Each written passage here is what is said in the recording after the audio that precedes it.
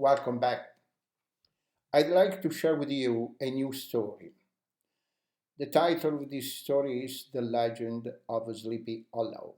It was written by Washington Irving. This is the story. Today's story is called The Legend of Sleepy Hollow. It is about something strange that happened long ago in a valley called Sleepy Hollow. It was written by Washington Irving. The valley known as Sleepy Hollow hides from the world in the high hills of New York State. To be precise, it's in the Westchester County. There are many stories told about the quiet valley, but the story that people believe most is about a man who rides a horse at night. The story says the man died many years ago during the American Revolutionary War. His head was shot off. Every night he rises from his burial place, jumps on his horse, and rides to the valley looking for his lost head.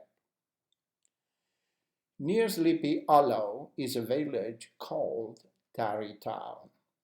It was settled many years ago by people from Holland. The village had a small school and one teacher named Ichabod Crane. Ichabod Crane was a good name for him because he looked like a tall bird crane. He was tall and thin like a crane. His shoulders were small, joined to long arms. His head was small too, and flat on top. He had big ears, large glassy green eyes, and a long nose. Ichabod did not make much money as a teacher, and although he was a tall man and thin, he ate like a fat man.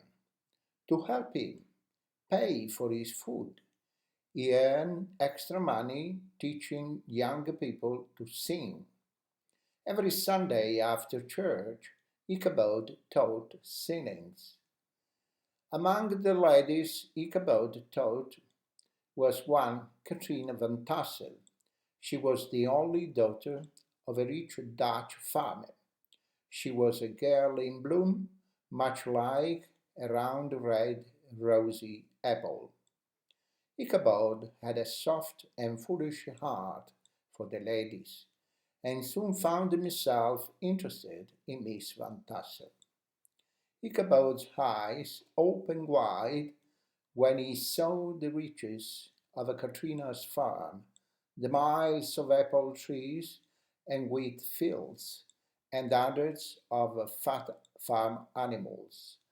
He saw himself as master of the Van Tassel farm with Katrina as his wife. But there were many problems blocking the road to Katrina's heart. One was a strong young man named Brom van Brut. Brom was a hero to all the young ladies. His shoulders were big, his back was wide, and his hair was short and curly. He always won the horse races in Tarrytown and earned many prizes. Brom was never seen without a horse. Sometimes late at night, Brom and his friends could rush to the town, shouting loudly from the backs of their horses. Tired old ladies would awaken from their sleepy and say, "Why, there goes Brom van Brunt leading his wild group again."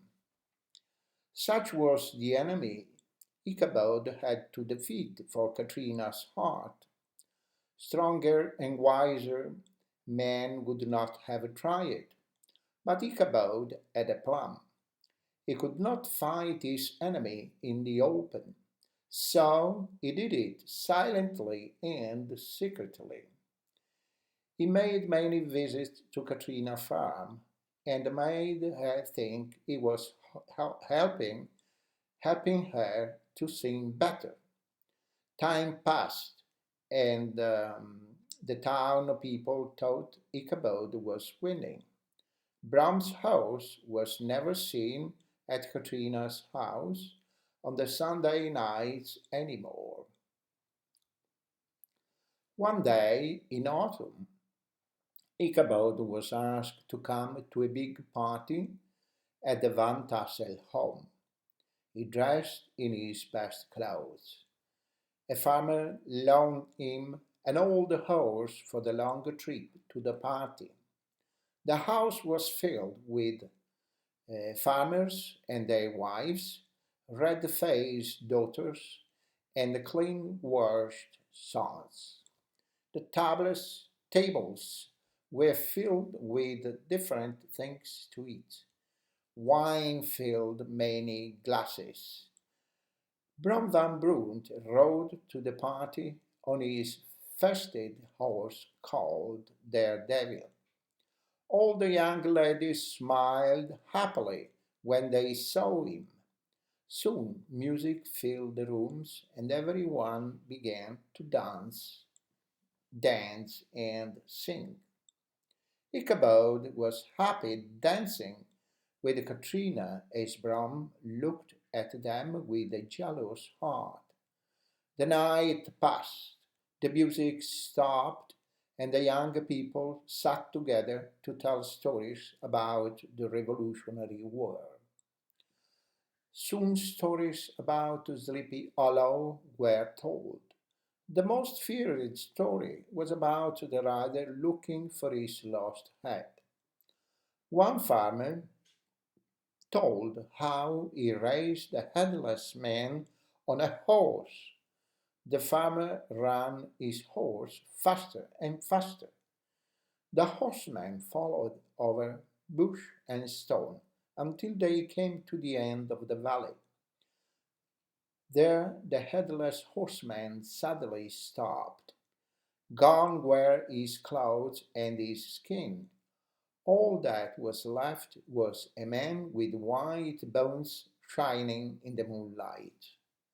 The stories ended, and time came to leave the party. Ichabod seemed very happy until he said good night to Katrina. Was she ending their romance? He left feeling very sad. Had Katrina been seeing Ichabod just to make Brom van Brunt jealous, so he could marry her? While Ichabod began his long ride home on the hills that surround Tarry Town. He had never felt so lonely in his life. He began to whistle as he came close to the tree where a man had been killed years ago by rebels. He thought he saw something white move in the tree, but no, it was only the moonlight shining and moving on the tree. Then he heard a noise. His body shook. He kicked his horse faster. The old horse tried to run, but almost fell in the river. Instead, Ichabod hit the horse again. The horse ran fast and then suddenly stopped, almost throwing Ichabod forward to the ground. There in the dark woods, on the side of the river where the bushes grow low, stood an ugly thing, big and black. It did not move, but seemed ready to jump like a giant monster. Ichabod's hair stood straight up. It was too late to run, and in his fear he did the only thing he could. His shaking voice broke the silent valley. Who are you? The thing did not answer. Ichabod asked again. Still no answer. Ichabod's whole house began to move forward. The black thing began to move along the side of Ichabod's horse in the dark. Ichabod made his horse run faster. The black thing moved with them. Side by side, they moved slowly at first, and not a word was said. Ichabod felt his heart sink. Up a hill, they moved above the shadow of the trees. For a moment, the moon shone down, and to Ichabod's horror, he saw it was a horse, and it had a rider. But the rider's head was not on his body, it was in front of the rider, resting on the horse. Ichabod kicked and hit his old horse with all his power. Away they rushed through bushes and trees across the valley of Sleepy Hollow. Up ahead was the old church bridge where the headless horseman stops and returns to his burial place. If only I can get there first, I'm safe, thought Ichabod.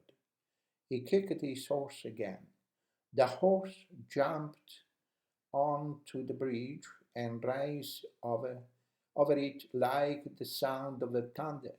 Ichabod looked back to see if the headless man had stopped. He saw the man pick up his head and throw it with a powerful force.